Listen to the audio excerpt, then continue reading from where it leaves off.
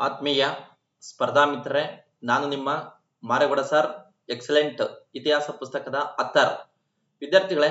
ಇಂದಿನ ಈ ಒಂದು ತರಗತಿಯಲ್ಲಿ ನಾವು ಈ ಒಂದು ಪ್ರಚಲಿತ ಘಟನೆಗಳ ಸಂಪೂರ್ಣ ಒಂದು ವಿಶ್ಲೇಷಣಾತ್ಮಕ ಒಂದು ವಿಧಾನವನ್ನ ನಾವು ಅಧ್ಯಯನ ಮಾಡೋಣ ವಿದ್ಯಾರ್ಥಿಗಳೇ. ಹಾಗಾದ್ರೆ ಇಂಥ ಒಂದು ಸಮಯದಲ್ಲಿ ನಾವು ಈ ಒಂದು ಪ್ರಥಮ ಬಾರಿಗೆ ಈ ಒಂದು ಏಪ್ರಿಲ್ 24ನೇ ತಾರೀಕು ನಡೆದಂತ ಒಂದು ಕೆಲವು ಘಟನೆ ಏನಪ್ಪಾ ಅಂತಂದಾಗ ನೋಡಿ ವಿದ್ಯಾರ್ಥಿಗಳು, ಏಪ್ರಿಲ್ 24 ರಾಷ್ಟ್ರೀಯ ಪಂಚಾಯತ್ ರಾಜ್ ದಿನ ವಿದ್ಯಾರ್ಥಿಗಳೇ. ಏಪ್ರಿಲ್ 24ನ್ನ ರಾಷ್ಟ್ರೀಯ ಪಂಚಾಯತ್ ರಾಜ್ ದಿನ ಅಂತ ನಾವು ಆಚರಣೆ ಮಾಡ್ತೀವಿ. ನೋಡಿ, ಇದು ಹೇಗಪ್ಪ ಅಂದಾಗ 73ನೇ ತಿದ್ದುಪಡಿ ಕಾಯ್ದೆ 1992ರಲ್ಲಿ ಅಂಗೀಕಾರವಾಯಿತು. ನೋಡಿ, ಪಂಚಾಯತ್ ರಾಜ್ ದಿನ ಅಂದ್ರೆ ರಾಷ್ಟ್ರೀಯ ಪಂಚಾಯತ್ ಏಪ್ರಿಲ್ 24 73ನೇ ತಿದ್ದುಪಡಿ ಕಾಯ್ದೆ 1992ರಲ್ಲಿ ಅಂಗೀಕಾರ ಆಯಿತು. ನೋಡಿ, ಯಾವ ಸಮಿತಿಯ ಶಿಫಾರಸಿನ ಆಧಾರದ ಮೇಲೆ ಅಂದಾಗ ಬಲವಂತರಾಯ್ ಮೆಹ್ತಾ ಸಮಿತಿ ಶಿಫಾರಸು ಆಧಾರದ ಮೇಲೆ. ನೋಡಿ, ಯಾವ ಸಮಿತಿ ಶಿಫಾರಸು? ಬಲವಂತರಾಯ್ ಮೆಹ್ತಾ ಸಮಿತಿ ಶಿಫಾರಸು ಆಧಾರದ ಮೇಲೆ ನಾವು ಪಂಚಾಯತ್ ರಾಜ್ ಅನ್ನು ಅಳವಡಿಸಿಕೊಳ್ಳಲಾಯಿತು. ನೋಡಿ, ಪ್ರಸ್ತುತ ಕಾಯ್ದೆ ಯಾವಾಗ ಜಾರಿ ಆಯಿತು? 1993 ಏಪ್ರಿಲ್ 24. ನೋಡಿ ವಿದ್ಯಾರ್ಥಿಗಳು, ಅಂಗೀಕಾರ 73ನೇ ತಿದ್ದುಪಡಿ ಕಾಯ್ದೆಯ ಆಧಾರದ ಮೇಲೆ 1992ರಲ್ಲಿ ಅಂಗೀಕಾರವಾಯಿತು. ಪ್ರಸ್ತುತ ಕಾಯ್ದೆ ಜಾರಿಯಾಗಿದ್ದ ಯಾವಾಗಪ್ಪ? 1993 ಏಪ್ರಿಲ್ 24. ಇದರ ಆಧಾರದ ಮೇಲೆ ಅದಕ್ಕೆ ನಾವು ಏಪ್ರಿಲ್ 24ನ್ನ ಪಂಚಾಯತ್ ರಾಜ್ ದಿನ, ರಾಷ್ಟ್ರೀಯ ಪಂಚಾಯತ್ ರಾಜ್ ದಿನ ಅಂತ ಆಚರಣೆ ಮಾಡುವಂತದ್ದು. ನೋಡಿ, ಈ ಒಂದು ಉತ್ತಮವಾಗಿ ಕಾರ್ಯನಿರ್ವಹಿಸುವಂತ ಪಂಚಾಯಿತಿಗಳು, ರಾಜ್ಯಗಳು, ಕೇಂದ್ರಾಡಳಿತ ಪ್ರದೇಶಗಳಿಗೆ 5 ವಿಭಾಗಗಳಲ್ಲಿ ಪ್ರಶಸ್ತಿ ನೀಡಲಾಗುತ್ತದೆ. ಆದ್ರೆ ಯಾವ 5 ವಿಭಾಗಗಳಲ್ಲಿ ಪ್ರಶಸ್ತಿಯನ್ನ ನೀಡಲಾಗುತ್ತದೆ ಅಂತಂದಾಗ ವಿದ್ಯಾರ್ಥಿಗಳೇ, ನೋಡಿ ವಿದ್ಯಾರ್ಥಿಗಳೇ, ನಿಮ್ಮ ಎಕ್ಸಲೆಂಟ್ ಇತಿಹಾಸ, ಪ್ರಾಚೀನ, ಮಧ್ಯಕಾಲೀನ, ಆಧುನಿಕ ಕರ್ನಾಟಕ ಇತಿಹಾಸ 4 ಭಾಗಗಳನ್ನು ವಿವರಣಾತ್ಮಕವಾಗಿ ಒಳಗೊಂಡಿರುವಂತ ಏಕೈಕ ಪುಸ್ತಕ. PC, PS, FDA, SDA, village accountant ಆಗಿರ್ಬೋದು, PDO, ಎನಿ ಕಾಂಪಿಟೇಟಿವ್ ಎಕ್ಸಾಮ್ಗೆ ವಿದ್ಯಾರ್ಥಿಗಳೇ ಎಲ್ಲ ಆನ್ಲೈನ್ ಕೇಂದ್ರಗಳಲ್ಲಿ, ರಾಜ್ಯದ ಎಲ್ಲ ಪುಸ್ತಕ ಮಳಿಗೆಗಳಲ್ಲಿ, Amazon, Flipkart, KPSC Vani, Innovative, any competitive exam online ಏನಿದೆ ವಿದ್ಯಾರ್ಥಿಗಳು ಎಲ್ಲ ಕಡೆ ದೊರೆಯುತ್ತೆ. ನೀವು ಕೊಂಡು ಅಧ್ಯಯನ ಮಾಡಿ. ನೋಡಿ ವಿದ್ಯಾರ್ಥಿಗಳ, ಪುಸ್ತಕ ಚೆನ್ನಾಗಿದೆ ಅಷ್ಟೇ ತಗೊಳ್ಳಿಲ್ಲ ಅಂದ್ರೆ ತಗೊಂಬೇಡಿ ವಿದ್ಯಾರ್ಥಿಗಳೇ. ಇವತ್ತು ನೋಡಿ ವಿಚಾರ ಹೇಗಿದೆ ಅಂತ ನಂತರ ತಗೊಳ್ಳಿ. ಯಾವುದೇ ಬುಕ್ ಆಗಿಲ್ಲ ವಿದ್ಯಾರ್ಥಿಗಳೇ, ಯಾರು ಹೇಳಿರಂತ ನೀವು ತಗೊಂಬೇಡ್ರಿ. ಪುಸ್ತಕ ಚೆನ್ನಾಗಿದೆಯಾ, ಆ ಪುಸ್ತಕವನ್ನ ಖರೀದಿ ಮಾಡಿ, ನಿಮ್ಗೆ ಎಕ್ಸಾಮ್ ಅಲ್ಲಿ ಪ್ಲಸ್ ಆಗುತ್ತೆ ವಿದ್ಯಾರ್ಥಿಗಳೇ. ನಂತರ ನೋಡಿ, ಯಾವ 5 ಭಾಗಗಳಲ್ಲಿ ಪ್ರಶಸ್ತಿಯನ್ನು ನೀಡಲಾಗುತ್ತದೆ? ನೋಡಿ, ಯಾವ 5 ಭಾಗಗಳಿಗೆ ಪ್ರಶಸ್ತಿ ನೀಡಲಾಗ್ತದೆ ಅಂದ್ರೆ ನೋಡಿ ವಿದ್ಯಾರ್ಥಿಗಳೇ, ದೀನ್ ದಯಾಳ್ ಉಪಾಧ್ಯಾಯ ಪಂಚಾಯತ್ ರಾಜ್ ಆರೋಗ್ಯೀಕರಣ ಪುರಸ್ಕಾರ. ನೋಡಿ, ನಾವ್ ಇಲ್ಲಿ ಅಧ್ಯಯನ ಮಾಡಿದ್ದ ಹಿಂದೆ ಏನಂತ? ಉತ್ತಮವಾಗಿ ಕಾರ್ಯನಿರ್ವಹಿಸುವ ಪಂಚಾಯಿತಿಗಳು, ರಾಜ್ಯಗಳು, ಕೇಂದ್ರಾಡಳಿತ ಪ್ರದೇಶಗಳಿಗೆ 5 ವಿಭಾಗಗಳಲ್ಲಿ ಪ್ರಶಸ್ತಿ ನೀಡಲಾಗುತ್ತದೆ. ಆದ್ರೆ ಯಾವ್ಯಾವ 5 ವಿಭಾಗ ಅಂದಾಗ ದೀನ್ ದಯಾಳ್ ಉಪಾಧ್ಯಾಯ ಪಂಚಾಯತ್ ರಾಜ್ ಆರೋಗ್ಯೀಕರಣ ಪುರಸ್ಕಾರ, ನಂತರ ಗ್ರಾಮ ಪಂಚಾಯತ್ ಅಭಿವೃದ್ಧಿ ಯೋಜನೆ ಪ್ರಶಸ್ತಿ ಅಂತ ಕೊಡ್ತಾರೆ. ನಂತರ ನಾನಾಜಿ ದೇಶಮುಖ್ ರಾಷ್ಟ್ರೀಯ ಗೌರವ್ ಗ್ರಾಮ ಸಭಾ ಪುರಸ್ಕಾರ ಅಂತ ಪ್ರಶಸ್ತಿ ನೀಡಲಾಗುತ್ತದೆ. ನಂತರ ಮಕ್ಕಳ ಸ್ನೇಹಿ ಗ್ರಾಮ ಪಂಚಾಯತ್ ಪ್ರಶಸ್ತಿ. ನೋಡಿ, ಮತ್ತು ರಾಜ್ಯಗಳು ಮತ್ತು ಕೇಂದ್ರಾಡಳಿತ ಪ್ರದೇಶಗಳಿಗೆ ಮಾತ್ರ ಈ ಪಂಚಾಯತ್ ಪುರಸ್ಕಾರ ನೀಡಲಾಗುತ್ತದೆ. ನೋಡಿ, ರಾಜ್ಯಗಳು ಮತ್ತು ಕೇಂದ್ರಾಡಳಿತ ಪ್ರದೇಶಗಳಿಗೆ ಮಾತ್ರ ಈ ಪಂಚಾಯತ್ ಎಂಬ ಪುರಸ್ಕಾರವನ್ನು ಸಹ ನೀಡಲಾಗುತ್ತದೆ. ಇಷ್ಟು ನಮಗೆ ಚೆನ್ನಾಗಿ ಗೊತ್ತಿರಬೇಕು ವಿದ್ಯಾರ್ಥಿಗಳೇ. ನೋಡಿ, ನಂತರ ಭಾರತ್ ಪೇ 1 ಅನಾವರಣ. ನೋಡಿ, ಭಾರತ್ ಪೇ 1 ಅನಾವರಣ ಅಂದ್ರೆ ನೋಡಿ, QR code display, speaker, POS ಅಂದ್ರೆ ಪಾಯಿಂಟ್ ಆಫ್ ಸೇಲ್ ಎಲ್ಲ ಒಂದೆಡೆ ಇದ್ದು ಪಾವತಿಯನ್ನು ಸುಗಮಗೊಳಿಸುವ ಭಾರತ್ ಪೇ 1 ಅನ್ನು ಮಂಗಳವಾರ ಅನಾವರಣಗೊಳಿಸಲಾಗಿದೆ.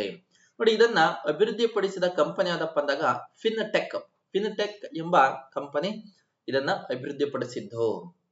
ನೋಡಿ, ನಂತರ ರತನ್ ಟಾಟಾಗೆ ಹ್ಯುಮ್ಯಾನಿಟೇರಿಯನ್ ಪ್ರಶಸ್ತಿ ಏನಪ್ಪ ಇದು ಅಂದಾಗ ನೋಡಿ, ಖ್ಯಾತ ಕೈಗಾರಿಕೋದ್ಯಮಿ ಟಾಟಾ ಸಮೂಹದ ಅಧ್ಯಕ್ಷರು ರತನ್ ಟಾಟಾರವರಿಗೆ ಪ್ರತಿಷ್ಠಿತ Kalinga institute of social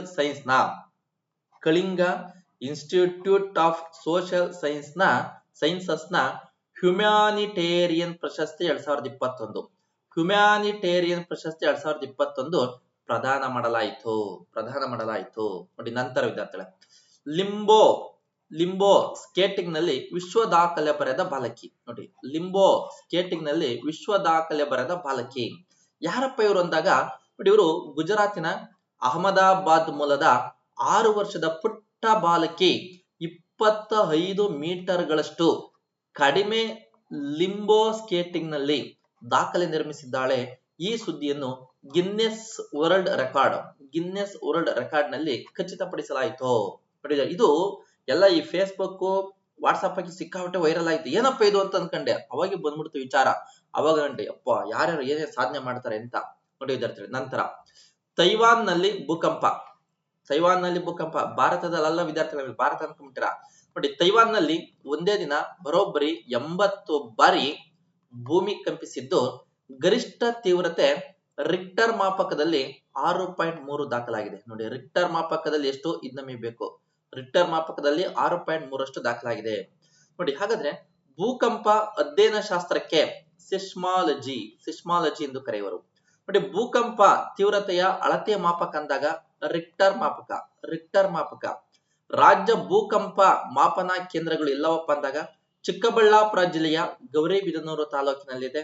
Kalaburagi ಜಿಲ್ಲೆಯ ಚಿಂಚೋಳಿಯಲ್ಲಿರುವಂತದ್ದು. ಈಗ ಎರಡೂ ಕಡೆ ನಮ್ಮ ಕರ್ನಾಟಕದಲ್ಲಿ ಈ ಒಂದು ಭೂಕಂಪ ಮಾಪನ ಕೇಂದ್ರಗಳನ್ನ ನಾವು ನೋಡ್ತೇವೆ ನೋಡಿ. ನಂತರ ಏಷ್ಯಾವು 2023ರ ವಿಶ್ವದ ಅತ್ಯಂತ ವಿಪತ್ತು ಪೀಡಿತ ಪ್ರದೇಶ ಅಂತ ವರದಿಯಾಗಿದೆ. ವರದಿ ನೀಡಿದವರು ವಿಶ್ವ ಹವಾಮಾನ ಸಂಸ್ಥೆ ನೋಡಿ. ವಿಶ್ವ ಹವಾಮಾನ ಸಂಸ್ಥೆಯ ಕೇಂದ್ರ ಕಚೇರಿಯಲ್ಲಿದೆ ಜಿನಿವಾದ ಸ್ವಿಟ್ಜರ್ಲೆಂಡ್ ನೋಡಿ. ಸ್ವಿಟ್ಜರ್ಲೆಂಡ್ ನಲ್ಲಿರುವಂತ ಈ ಒಂದು ವಿಶ್ವ ಹವಾಮಾನ ಸಂಸ್ಥೆ ಆಗಿರುವಂತದ್ದು ನೋಡಿ. ನಂತರ ಈ ಗುಕೇಶ್ ಇತಿಹಾಸ ನೋಡಿ, ಬಹಳ ಫೇಮಸ್ ಆಗಿದೆ ವಿದ್ಯಾರ್ಥಿಗಳಿಗೆ. ನಾವು ಹಿಂಗೆ ಆಗ್ಬೇಕು ನೋಡ್ರಿ ಎಲ್ಲ ನೋಡಿ. ಗುಕೇಶ್ ಚೆಸ್ ಚಾಂಪಿಯನ್ಶಿಪ್ಗೆ ಪ್ರವೇಶ ಮಾಡಿದ್ದಾನೆ. ಪ್ರವೇಶ ನೋಡಿ. ಈ ಒಂದು ಫಿಡೆ ಕ್ಯಾಂಡಿಡೇಟ್ಸ್ ಪ್ರಶಸ್ತಿ ಗೆದ್ದ 17 ವರ್ಷದ ಹುಡುಗ ನೋಡಿ. ಗುಕೇಶ್ ಏನು ಫಿಡೆ ಕ್ಯಾಂಡಿಡೇಟ್ಸ್ ಪ್ರಶಸ್ತಿ ಗೆದ್ದಂತ 17 ವರ್ಷದ ಹುಡುಗನಾಗಿದ್ದಾನೆ. ಹಾಗಾಗಿ ಈ ಸಾಧನೆ ಮಾಡಿದ ವಿಶ್ವದ ಕಿರಿಯ ಚೆಸ್ ಆಟಗಾರನೇ ನಮ್ಮ ಗುಕೇಶ್. ವಿಶ್ವನಾಥನ್ ಆನಂದ್ ಬಳಿಕ ಎರಡನೇ ಭಾರತೀಯ ನೋಡಿ. ಎರಡನೇ ಭಾರತೀಯನಾದಂತವನೇ ಈ ಗುಕೇಶ್ ನೋಡಿ. ವಿಶ್ವ ಕಿರೀಟಕ್ಕೆ ಚೀನಾದ ಡಿಂಗ್ ಜೊತೆ ವರ್ಷಾಂತ್ಯಕ್ಕೆ ಸೆಣಸನೆ ನೋಡಿ. ಯಾರ ಜೊತೆ?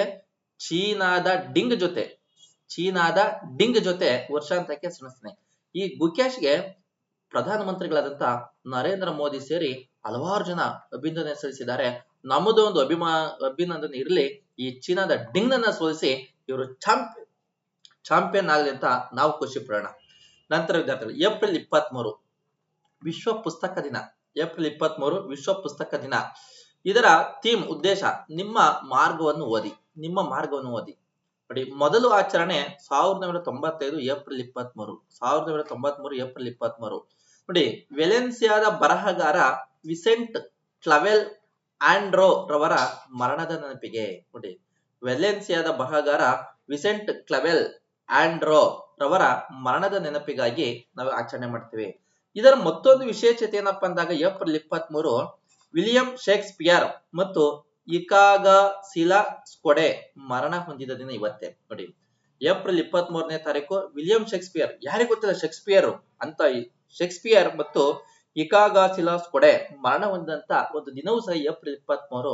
ಹೀಗಾಗಿ ಇವರದು ಒಂದು ನೆನಪು, ಅವರದು ಒಂದು ನೆನಪು, ಎಲ್ಲರ ನೆನಪಿಗಾಗಿ ಏಪ್ರಿಲ್ 23 ವಿಶ್ವ ಪುಸ್ತಕ ದಿನ ನೋಡಿ. ನಂತರ ವಿದ್ಯಾರ್ಥಿಗಳು, ವಿಶ್ವಸಂಸ್ಥೆಗೆ ಆಯ್ಕೆಯಾದ ಮೊದಲ ಭಾರತೀಯ ಅಶ್ವಿನಿ ನೋಡಿ. ವಿಶ್ವಸಂಸ್ಥೆಗೆ ಆಯ್ಕೆಯಾದ ಮೊದಲ ಭಾರತೀಯ ಅಶ್ವಿನಿ ಅಂದಾಗ ನೋಡಿ, ಇದಕ್ಕಿಂತ ಮೊದಲು ನಾವು ವಿಶ್ವಸಂಸ್ಥೆ ಅಂತಂದಾಗ ಭದ್ರತಾ ಮಂಡಳಿ ಅಂದಾಗ ವಿಜಯಲಕ್ಷ್ಮಿ ಪಂಡಿತ್ ನಾವು ಅದನ್ನ ಅಧ್ಯಯನ ಮಾಡ್ತೀವಲ್ಲ. ಇನ್ನೊಂದು ವಿಶೇಷತೆ ಆಗಿದೆ ವಿದ್ಯಾರ್ಥಿಗಳೇ ನೋಡಿ. ವಿಶ್ವಸಂಸ್ಥೆಯಲ್ಲಿ ವಿಶೇಷ ವಿಷಯ ತಜ್ಞೆಯಾಗಿ ನೇಮಕಗೊಂಡ ಭಾರತದ ಮೊದಲ ಮತ್ತು ಏಷ್ಯಾದ ಮೊದಲ ದಲಿತ ಮಹಿಳೆ ಕರ್ನಾಟಕದ ಕೋಲಾರ ಜಿಲ್ಲೆಯ ಅಶ್ವಿನಿ ಕೆಪಿ ರವರು ವಿಶ್ವಸಂಸ್ಥೆ ಮಾನವ ಹಕ್ಕು ಮಂಡಳಿಗೆ ಸ್ವತಂತ್ರ ತಜ್ಞೆ ಮತ್ತು ಜನಾಂಗೀಯ ಹಾಗೂ ಅದರ ಸಂಬಂಧಿತ ಅಸಹಿಷ್ಣುತೆಯ ವಿಚಾರದ ತಜ್ಞೆಯಾಗಿ ಕಾರ್ಯನಿರ್ವಹಿಸಲಿದ್ದಾರೆ ನೋಡಿದ್ದಾರೆ. ಮತ್ತೊಂದು ವಿಶೇಷ ಏನಪ್ಪ ಅಂದಾಗ ನಮ್ಮ ಕರ್ನಾಟಕದವರು ನೋಡಿ. ವಿಶ್ವಸಂಸ್ಥೆಗೆ ಆಯ್ಕೆಯಾದಂತ ಮೊದಲ ಭಾರತೀಯ ಅಶ್ವಿನಿ ಏನಪ್ಪಾ ಅಂದಾಗ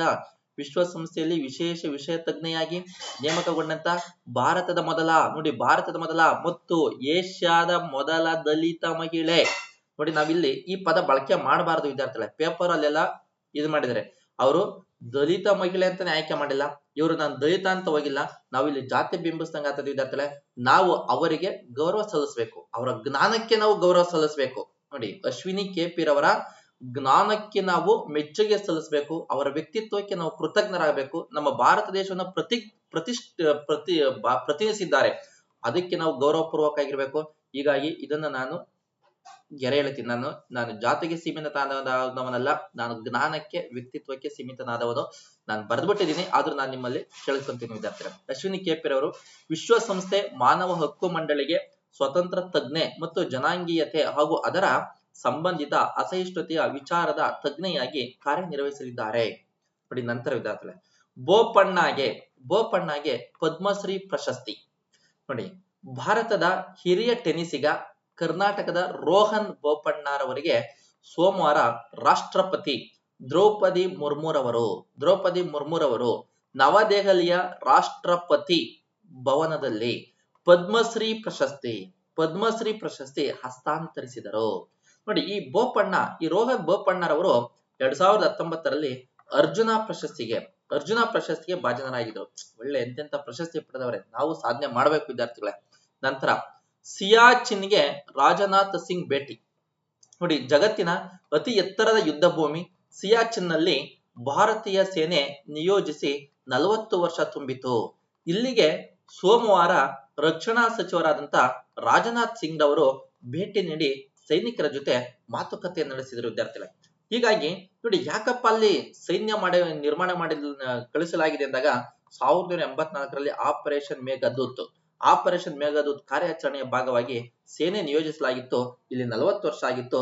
ಅದಕ್ಕೆ ರಾಜನಾಥ್ ಸಿಂಗ್ ಅವರು ಹೋಗಿ ಭೇಟಿ ಮಾಡಿ ನಮ್ಮ ಸೈನಿಕರನ್ನ ಮಾತಾಡಿಸ್ಕೊಂಡ್ ಬಂದಿದ್ದಾರೆ, ಎಲ್ಲವನ್ನ ವಿಚಾರ ತಿಳಿದಿದ್ದಾರೆ. ನೋಡಿ ನಂತರ ವಿದ್ಯಾರ್ಥಿಗಳೇ, ಕುವೈತ್ ನಲ್ಲಿ ಹಿಂದಿ ರೇಡಿಯೋ ಪ್ರಸಾರ ಆರಂಭ. ನೋಡಿ ಕುವೈತ್ ನಲ್ಲಿ ಮೊಟ್ಟ ಮೊದಲ ಹಿಂದಿ ರೇಡಿಯೋ ಪ್ರಸಾರ ಆರಂಭವಾಗಿದೆ ಎಂದು ಕುವೈತ್ ನಲ್ಲಿರುವ ಭಾರತೀಯ ರಾಯಭಾರ ಕಚೇರಿ ನಮಗೆ ಘೋಷಣೆ ಮಾಡಿದೆ, ತಿಳಿಸೈತೆ.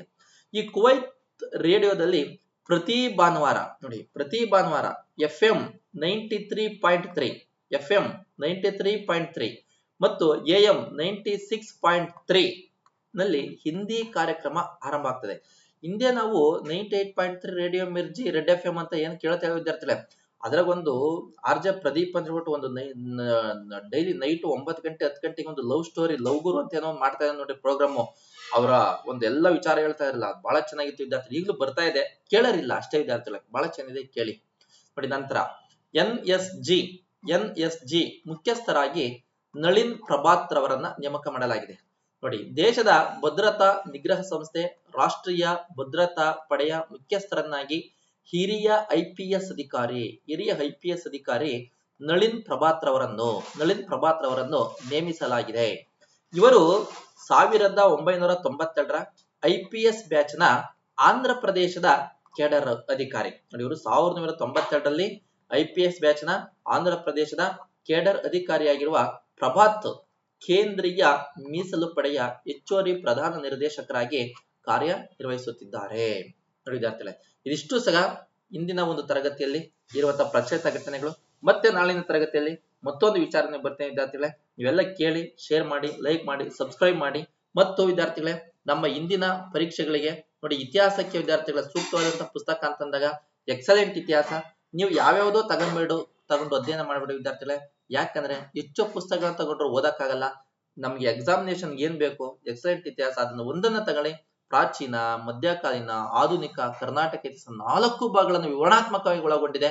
ನಂತರ PC ಇಂದ IAS ವರೆಗಿನ NCERT, DSRT ಎಲ್ಲವನ್ನ KPSC ಆಧಾರದಂತೆ ನಾನು ಪಠ್ಯಕ್ರಮ ಸೇರ್ಪಡೆ ಮಾಡಿದ್ದೇನೆ. ಕೊಂಡು ಅಧ್ಯಯನ ಮಾಡಿ ಅಂತ ಹೇಳ್ತಾ ತರಗತಿಯನ್ನ ಮುಕ್ತಾಯ ಮಾಡ್ತೇನೆ. Thank you.